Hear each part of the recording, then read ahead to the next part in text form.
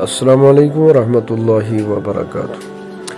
آل India Muslim personal لا board کے صدر اور دارالعلوم ندوۃ العلماء لکھنؤ کے ناظم مولانا محمد رابع حسنی ندوی صاحب کا انتقال ہو گیا۔ انا للہ و انا الیہ راجعون۔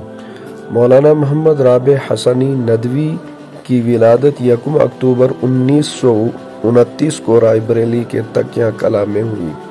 ابتدائی تعلیم اپنے خاندانی مکتب رائے بریلی میں ہی مکمل کی۔ اس کے بعد اعلیٰ تعلیم کے لیے دارالعلوم ندوۃ العلماء میں داخل ہوئے۔ 1948 میں دارالعلوم ندوۃ العلماء سے فضیلت کی سند حاصل کی۔ اس دوران 1947 میں 1 سال دارالعلوم دیوبند میں بھی قیام رہا۔ 1949 میں تعلیم مکمل ہونے کے بعد دارالعلوم ندوۃ العلماء میں معاون مدرس کے طور پر تقرر ہوا۔ اس کے بعد دعوت و تعلیم کے سلسلے میں 1950-1951 کے دوران حجاز سعودی عرب میں قیام رہا۔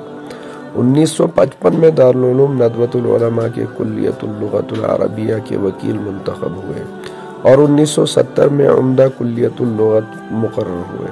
عربی زبان کی خدمات کے لیے انڈیا کونسل اتر پردیش کی جانب سے اعزاز دیا گیا۔ اس کے بعد اسی سال صدارتی اعزاز بھی دیا گیا۔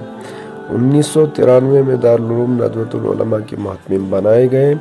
اس کے بعد 1999 میں نائب ناظم ندوۃ العلماء اور 2000 میں حضرت مولانا ابو الحسن علی حسنی ندوی رحمہ اللہ کی وفات کے بعد ناظم ندوۃ العلماء مقرر ہوئے۔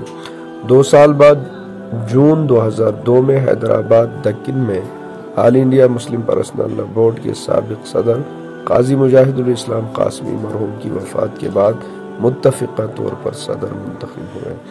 آپ عربی اور اردو زبانوں میں تقریباً 30 کتابوں کے مصنف تھے۔